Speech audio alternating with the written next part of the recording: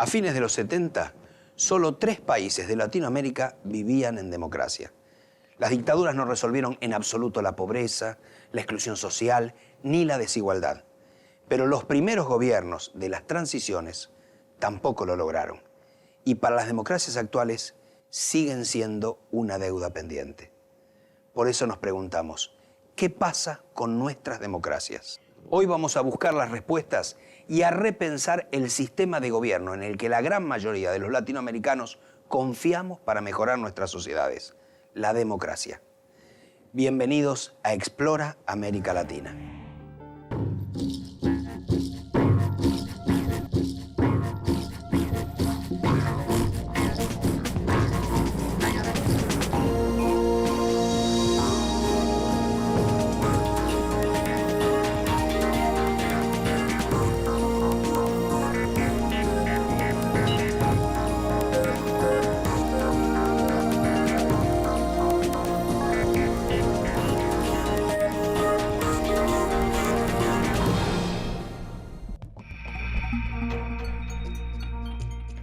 A partir de mediados de los 60, la gran mayoría de las democracias latinoamericanas comenzaron a ser derribadas. ¡Pueblo unido jamás será vencido! En 1973 cae el gobierno socialista de Salvador Allende, electo 3 años antes.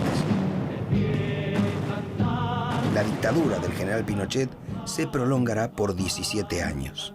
En la Argentina, el golpe del 76 depone a Isabel Perón y da comienzo al llamado proceso de reorganización nacional, que se extenderá por casi 8 años. Los gobiernos militares ya no muestran intenciones de ser transitorios y crear supuestas bases para los regresos democráticos. Las dictaduras llegan para quedarse. Comunicado número 1 de la Junta de Comandantes Generales.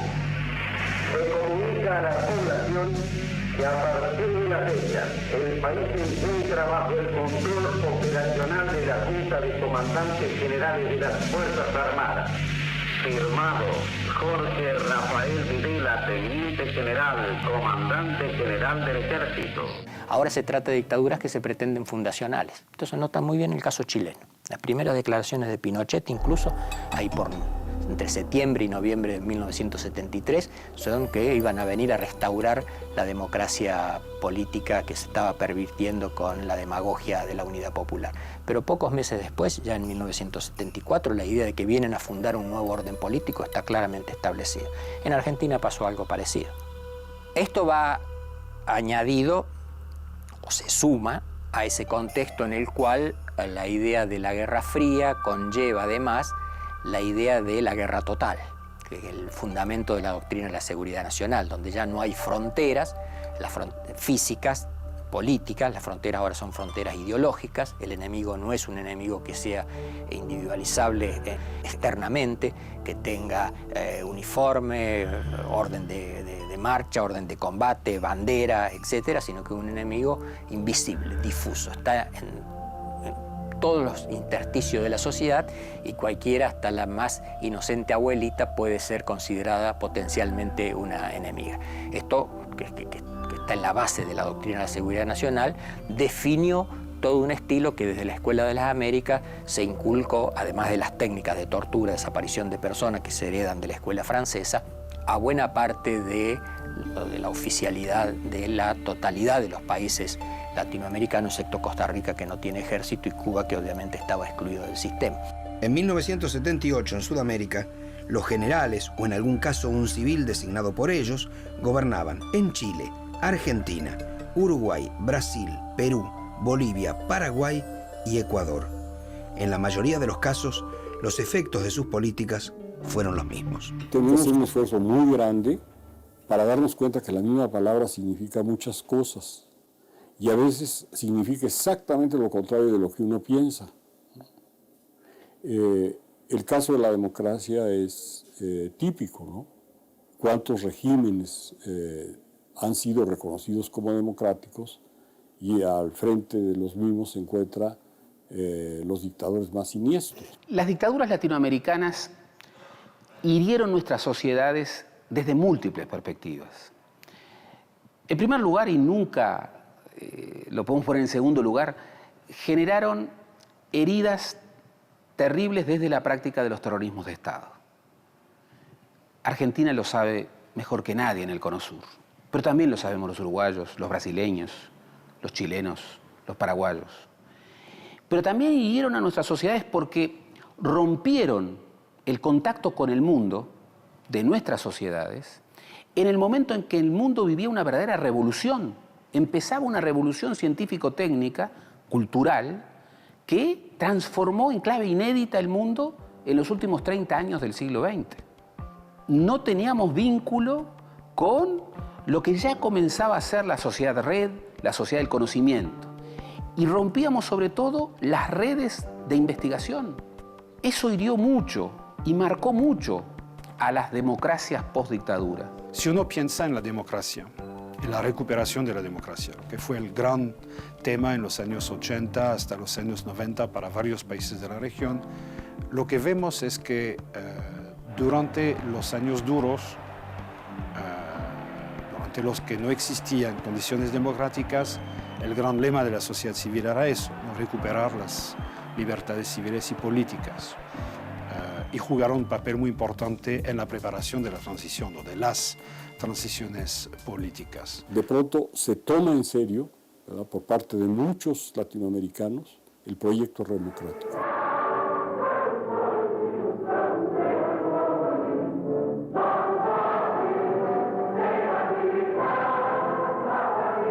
E nós das oposições precisamos de uma vez por todas ter consciência que a única chance que nós temos é a via das eleições diretas para presidente da República.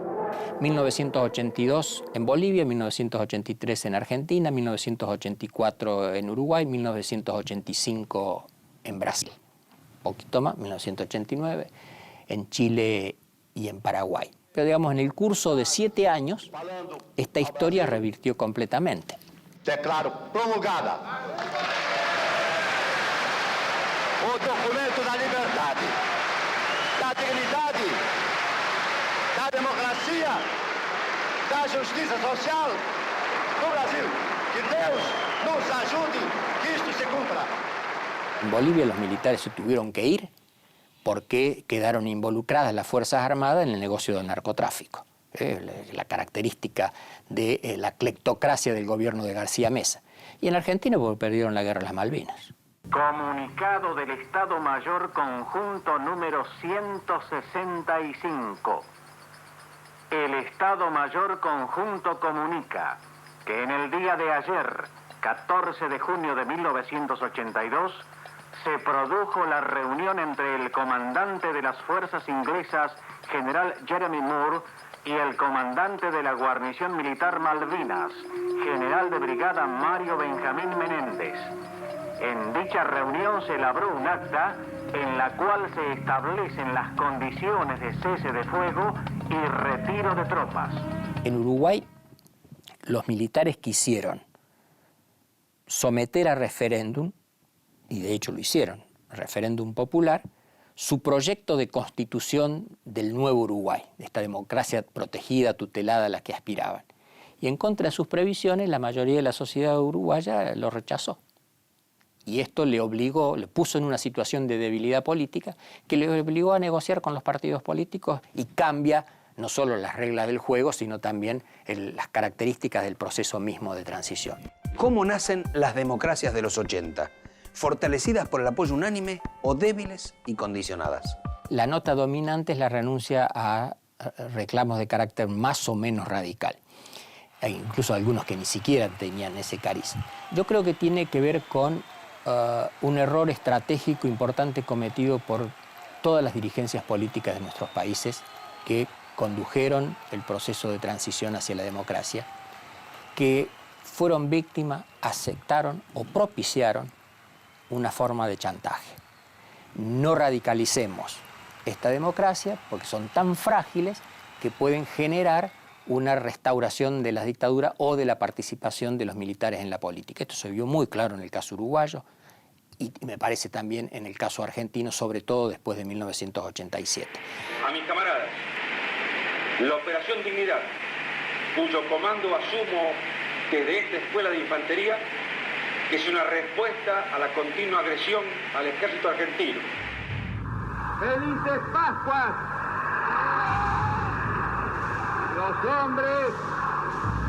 Los hombres amotinados han depuesto su actitud. Como corresponde, serán detenidos y sometidos a la justicia.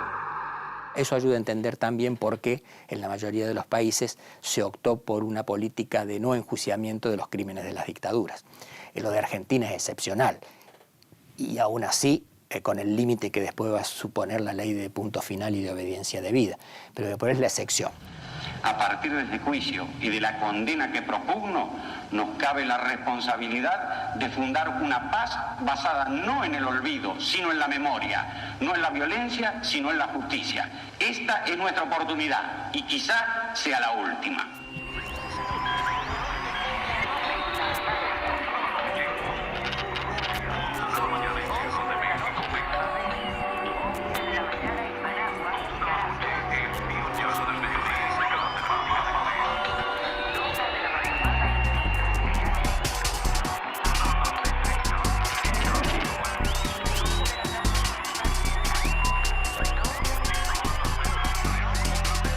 A partir del regreso a las democracias en los 80, ¿qué sucedió en los distintos países?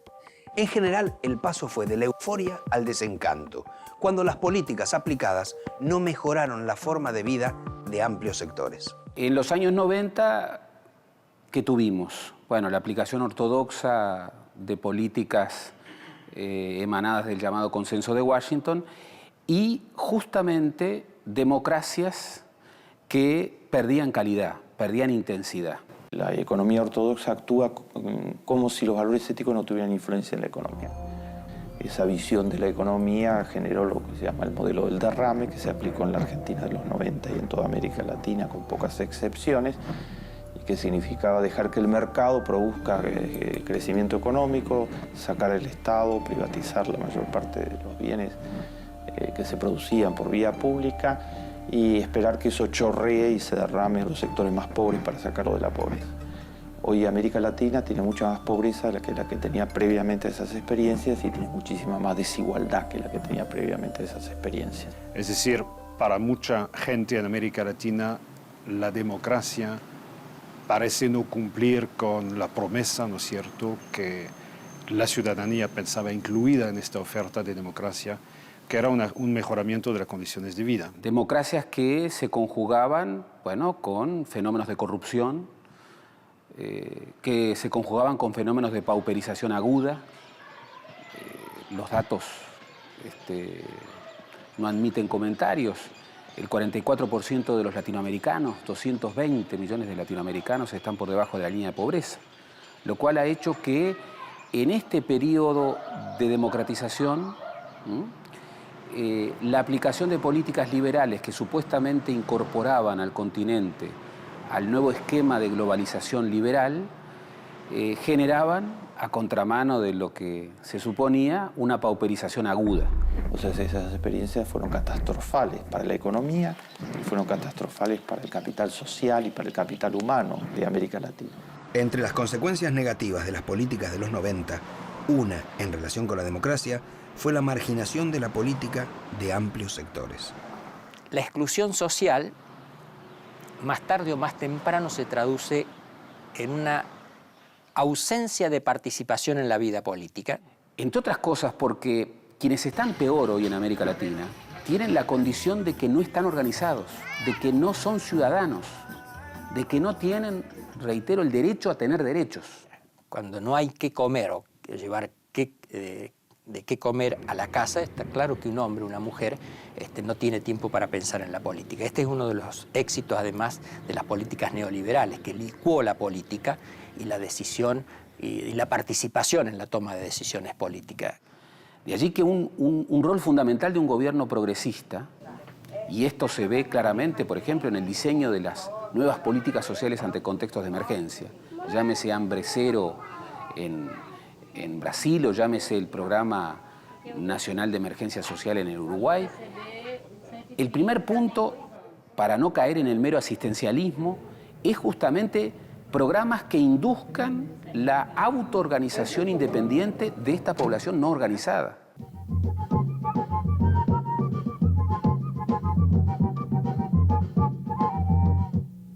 num país do tamanho do Brasil, iniciar qualquer campanha de coleta de alimento é uma verdadeira operação de guerra e deve ser feita com muito cuidado e planejamento para que todo esse enorme esforço atinja plenamente os seus objetivos. Nossa guerra não é para matar ninguém, é simplesmente para salvar vidas. Minha expectativa que eu nasci, nunca tive libertação. E sei que daqui para lá não tenho, só se Deus nos ajudar y abaixo de Deus o Lula.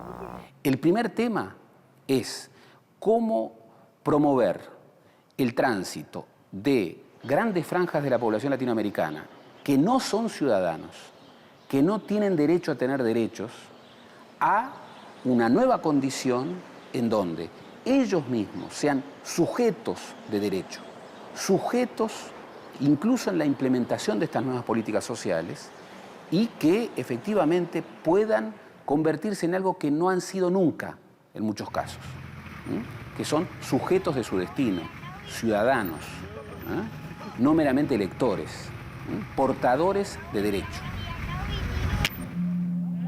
El desafío principal y urgente de las democracias en Latinoamérica es dar respuestas a la pobreza. Democracia y pobreza. Dos términos cuya relación es fuente de debates y polémicas. Lucha contra la pobreza es un problema absolutamente central en la agenda de la democracia en América Latina. La democracia tiene su sustento en la libertad, pero tiene su pilar central en que es un sistema que respeta la dignidad de la gente. Y la pobreza es un atropello feroz contra la dignidad de la gente. Las 20 provincias, como departamento vanguardia en los movimientos sociales, que hacemos entrega de nuestro instrumento de guerra. Los analistas, según sus particulares puntos de vista, hablan de distintas democracias, formales, electorales, sociales, políticas o de democracias de diferentes grados. Solo conociéndolas podemos identificar las democracias de la región, pensar en cuáles son las deudas del sistema en América Latina y a qué tipo de democracias aspiramos. Por un cambio que nos favorezca a todos. Menem, presidente. Lo que usualmente se llama la democracia formal es aquella que se fue constituyendo sobre la base del modelo de la democracia liberal representativa, proveniente del mundo europeo, pero sobre todo en su versión norteamericana, que fue la que finalmente terminó modelando la idea de una democracia reducida casi a la presencia de ciudadanos que periódicamente convergían en el acto de definir quiénes eran sus nuevas autoridades, cualquiera fuera el rumbo. Un primer nivel muy elemental es la llamada democracia electoral. Las elecciones son más o menos limpias, más o menos transparentes, nunca demasiado limpias ni demasiado transparentes, por el tema del financiamiento ilegal de los partidos políticos, el costo de las campañas, pero eso sería, digamos, el grado más elemental de la democracia. Democracia es un nombre muy genérico, al modo. Una democracia en un país donde 15 familias controlan más del 60% del Producto Bruto es una democracia de baja intensidad, porque hay una simetría de poder total. Luego tenemos un grado más evolucionado, que es la democracia política, en donde no solamente tenemos estas elecciones, sino además tenemos un juego de las instituciones políticas que garantizan, ¿verdad?, la adecuada representación de las preferencias de los ciudadanos. Eso prácticamente no existe en nuestra región. Hay una cosa, Mariano, que no le podemos ocultar a nuestro pueblo. El Poder Judicial es independiente, pero evidentemente hay una cierta dosis en el Poder Judicial de poder político. Y esa dosis está en la Suprema Corte de Justicia de la Nación. Una democracia en donde hay sectores significativos de clase media es una democracia de media intensidad. Luego tendríamos una democracia social, que es un grado más avanzado todavía, en donde tendríamos un conjunto de derechos ciudadanos, ¿verdad? O sea, una democracia de ciudadanos, de verdad, gente que es titular de derechos políticos, sociales, económicos. Poder popular, para que así podamos tener una participación en todos los eventos. ¿Qué significa eso? A través de la Contraloría Social. Y Contraloría Social en Venezuela significa que tenemos que ver con el gasto público, somos los controladores en salud, para que los índices de corrupción vayan disminuyendo. Y eso es lo que estamos haciendo. Una democracia de alta intensidad no es fácil. Una democracia de alta intensidad es una democracia donde la gente realmente tiene libertad. Un fenómeno asociado a la pobreza es ineludible al hablar de las democracias en Latinoamérica: la desigualdad, la brecha entre pobres y ricos, hoy la más profunda de todas las regiones del mundo. África es el continente más pobre del planeta, pero Latinoamérica el más desigual. El 10% más rico de América Latina tiene el 50% de todos los ingresos y el 10% más pobre tiene el 1.6% de todos los ingresos. Eso significa una distancia mayor a 50-1. En Italia la distancia es 13-1. En Estados Unidos, que es el país más desigual de los países desarrollados, es 17-1. En Noruega es 3-1. Corea es 8-1. En América Latina más de 50-1. Esa distancia feroz, esa desigualdad feroz, primero es antiética desde ya. Y en efecto, ahí está uno de los puntos cruciales que atraviesan o al que se enfrentan los regímenes democráticos en la actualidad. En América Latina no es que hay pobreza y hay desigualdad. Hay pobreza porque hay desigualdad. No son dos variables que funcionan independientemente y se conectan por allí, sino que una razón central de por qué un continente tan rico tiene tanta pobreza es la desigualdad. En América Latina reina el accidente de nacimiento. Si alguien nace en una familia del 10% más rico de la población, tiene la posibilidad de vivir como alcanzar los logros de un niño que nació en Suiza, por ejemplo. Si alguien que nace en el 10% más pobre de la población, no va a poder completar la escuela primaria. Es el 80% de los chicos que vienen de padres en América Latina que no terminaron la primaria, tampoco terminan la primaria. Y no va a poder completar la escuela primaria no porque no tenga las capacidades intelectuales, sino porque va a ser un niño que trabaja. El 20% de todos los niños de América Latina menores de 14 años de edad trabajan. Va a ser un niño que en 25% de los casos va a tener desnutrición en América Latina. Con eso no hay rendimiento escolar posible. Entonces los destinos están muy marcados con estos niveles fenomenales de desigualdad que tiene América Latina.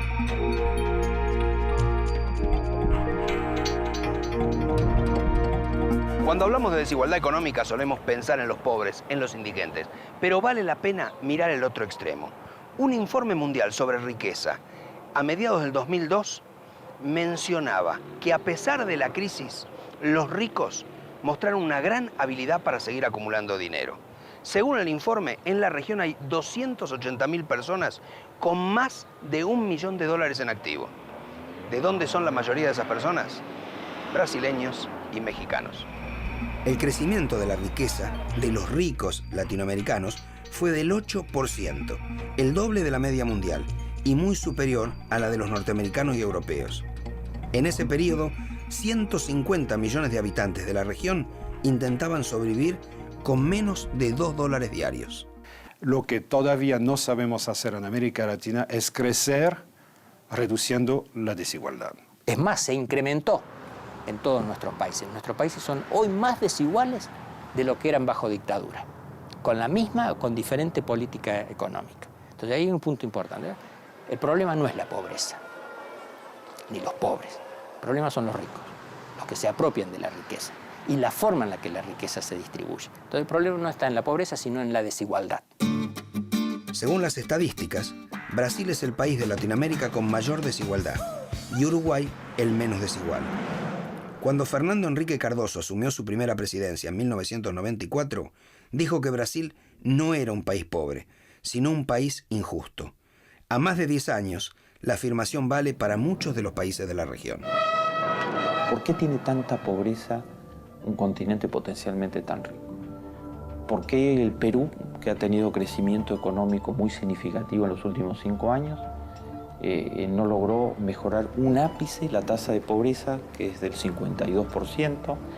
O sea, las cifras horrendas de Fujimori, una de las dictaduras disfrazadas más cruentas que conoció la historia latinoamericana contemporánea y de las más corruptas, etcétera, no fueron mejoradas durante el gobierno posterior. ¿Por qué? Bueno, porque no se modificó en un ápice el nivel de inequidad en el acceso a oportunidades en el Perú. Y esto es válido para el conjunto de América Latina. La humanidad que está viviendo en nuestros países, la crisis social de todo un sistema de dominación y acumulación, ¿no? Es evidente que esto ya no se necesita ser marxista para darse cuenta que hay un problema muy grave en la acumulación, hay un problema muy grave en la dominación y que es el sistema en su conjunto el que se encuentra en crisis. Y esto es un punto más delicado, porque efectivamente, porque una forma de terminar con la pobreza es incrementando, haciendo que la economía aumente sus niveles de producción y productividad, creando nuevas fuentes de trabajo, creando nuevos emprendimientos, nuevas empresas. Eso termina con los pobres. Más o menos, ¿no? Pero termina o lo reduce. Pero la desigualdad es otra cosa. Y la desigualdad es consustancial del sistema capitalista. Y ahí es donde se junta el elemento teórico más fascinante de analizar y más difícil, que es cuál es la relación real que existe entre capitalismo y democracia, que es una discusión que lleva más de un siglo y medio, sino dos, y en la que todavía no hay un acuerdo, pero donde sí parece claro que efectivamente esa relación sirve para que la democracia encubra bajo un manto de igualdad formal lo que la realidad de la economía y la sociedad capitalista genera como desigualdad. México no vivió los procesos que conocimos en el sur del continente, los golpes militares y los regresos democráticos. Sin embargo, durante 7 décadas, el poder fue monopolizado por el PRI, el Partido Revolucionario Institucional, que recién en el 2000 fue vencido en las urnas por el PAN, que volvió a imponerse en el 2006 en una polémica elección. En México, como una forma de medir la satisfacción con la democracia, simplemente preguntamos: ¿existe la democracia en su país? Vivimos en una democracia artificial, ¿no? Que únicamente los stops o los comerciales dicen que vivimos en democracia, pero yo creo que no vivimos en democracia. La democracia pues casi no se ve tanta reflejada acá, pues. Creo que no está tan perdida la democracia aquí. Si se viviera en democracia, pues viviéramos todos mejor. Hay muchas trampas en las elecciones, hay muchos políticos elegidos por dedazo. Es muy buen sistema, nada más que faltaría aplicarlo. La sociedad, la gente confía poco, mucho o nada en la otra gente. Y eso tiene que ver, eso no viene dado, eso tiene que ver con la experiencia histórica de una sociedad, con lo que le ha pasado. Por ejemplo, en la Argentina de los 90, en la Argentina menemista, los niveles de confianza eran bajísimos, porque la desconfianza venía de la relación con el viciamiento total de los valores más básicos de funcionamiento de una sociedad. Frente a montos gigantescos de corrupción desde las alturas del poder, eso desde ya es un destructor de confianza en el conjunto de la sociedad. La corrupción siempre tuvo buenos amigos. Indiferencia, complicidad, impunidad. El poder político respalda la acción de la justicia. No sea espectador de la decadencia ética del país. Participe en la reconstrucción del hombre argentino. Recuerde, en la Argentina de hoy, nadie tiene coronita. Es un mensaje del Partido Justicialista. Yo planteo que los valores éticos son decisivos para la economía y para la sociedad en su conjunto. Y que si una sociedad se plantea valores éticos importantes, eso no se plantea por ley, eso se plantea a través de la cultura, de la educación, de las autoexigencias de una sociedad, etc. Y avanza hacia ello, la economía va a funcionar muchísimo mejor. Y esos valores éticos tienen que encarnarse en prácticas éticas por parte de todos los actores sociales. Construir confianza en una sociedad es muy importante moralmente, mejora la calidad de vida de todos. Nosotros confiamos en nuestros vecinos, si confiamos en el presidente, si confiamos en los líderes políticos, económicos, sociales, etc., mejora la calidad de todos.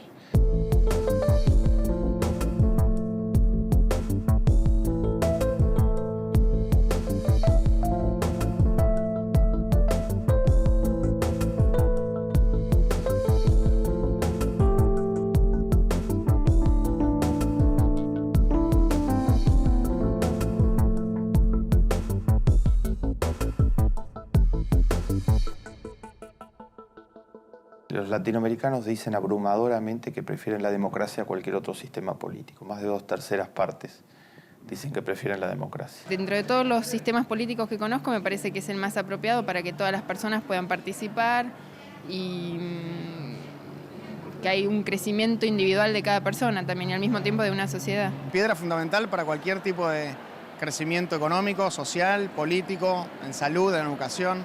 La democracia es fundamental.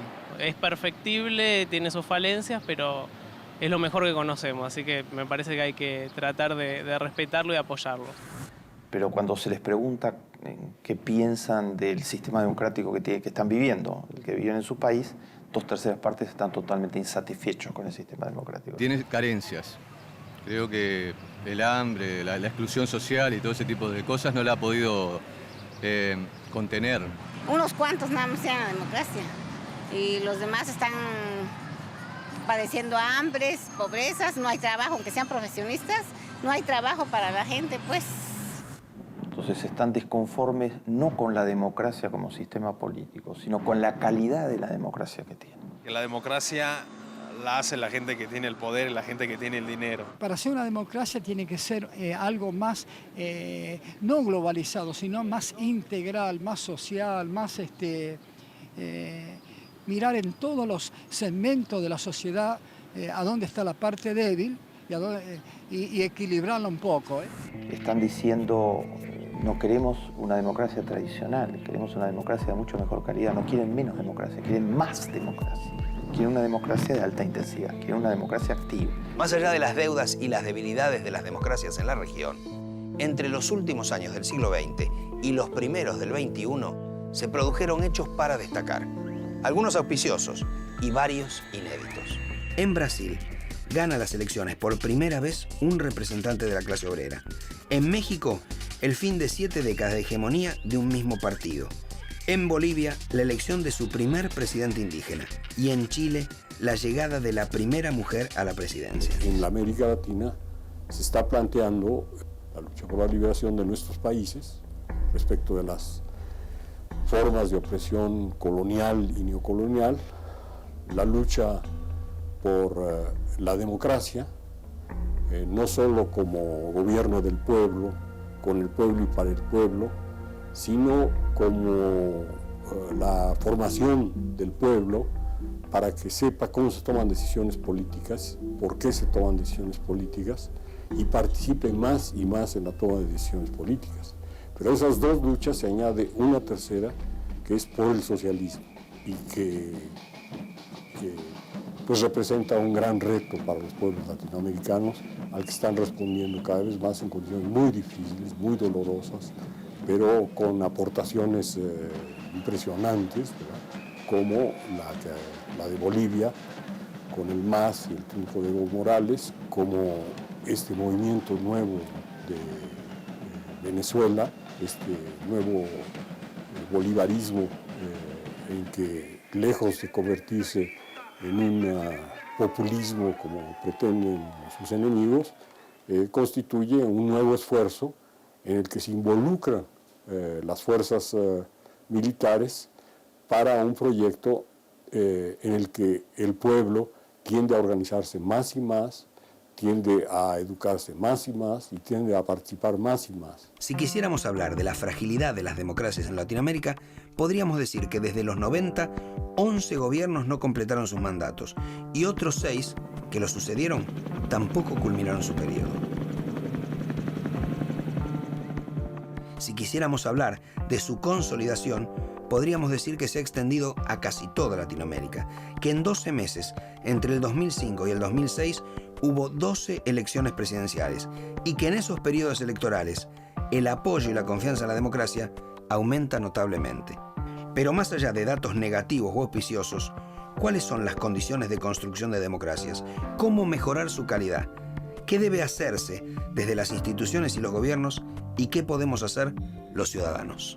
Nosotros tenemos que aspirar de las democracias de baja intensidad que hay en gran parte de América Latina a democracias por lo menos de media intensidad y finalmente a democracias de alta intensidad.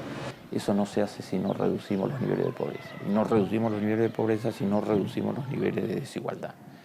Entonces allí hay un círculo virtuoso que hay que desencadenar. Por eso una de las claves del futuro latinoamericano es que la consolidación de las democracias supone una reconstrucción, una reinvención de la política y de las democracias, que, entre otras cosas, implique, bueno, un reempoderamiento de esas grandes franjas de la población latinoamericana que están marginadas de la democracia, que están marginadas de la ciudadanía.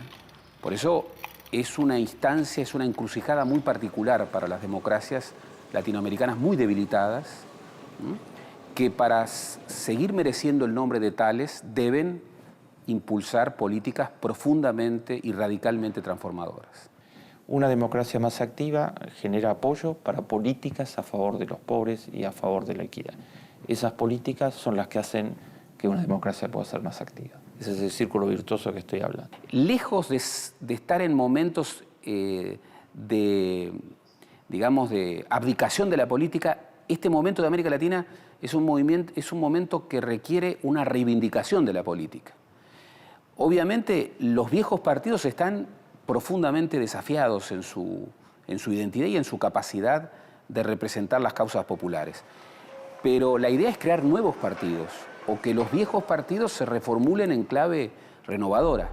Pero también la sociedad civil es un actor importante que mantiene un rol, digamos, protagónico en todo lo que es lucha contra la pobreza, vela por un mejor cumplimiento de los derechos humanos, está en muchos frentes que avanzan despacio, por ejemplo, derechos de la mujer, todo el tema de la sustentabilidad ambiental. Entonces, sí, la sociedad civil cumple un rol muy importante.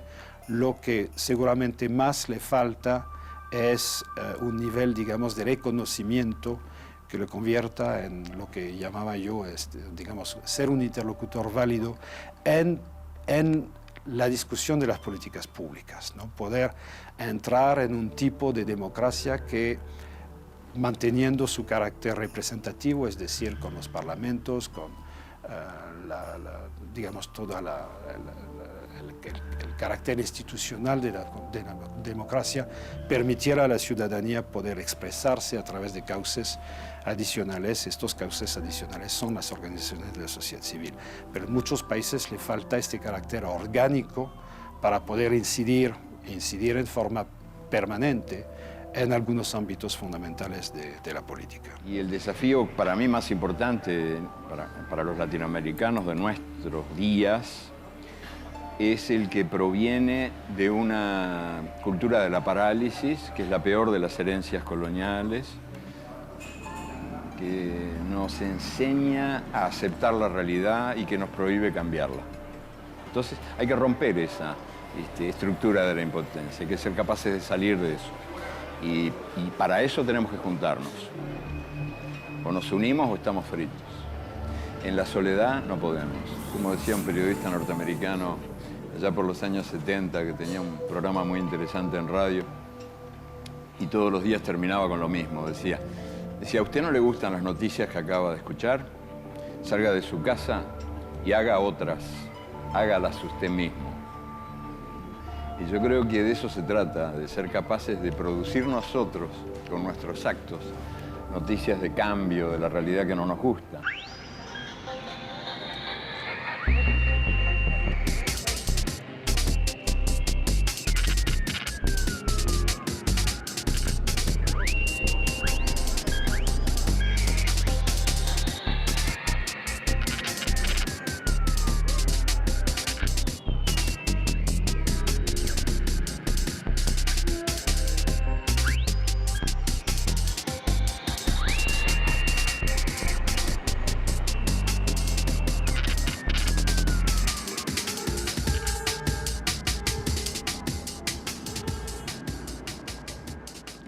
Muchos lo rechazan de plano. Algunos dudan, otros la aceptarían. Pero más allá de las respuestas y su análisis, lo deseable sería ni siquiera tener que plantear las alternativas. La deuda de nuestras democracias es la solución de los problemas sociales y la gran esperanza de la enorme mayoría de los latinoamericanos es que las respuestas lleguen a través de gobiernos elegidos por sus pueblos, con democracias plenas, con respeto por los derechos, la igualdad y la libertad de todos.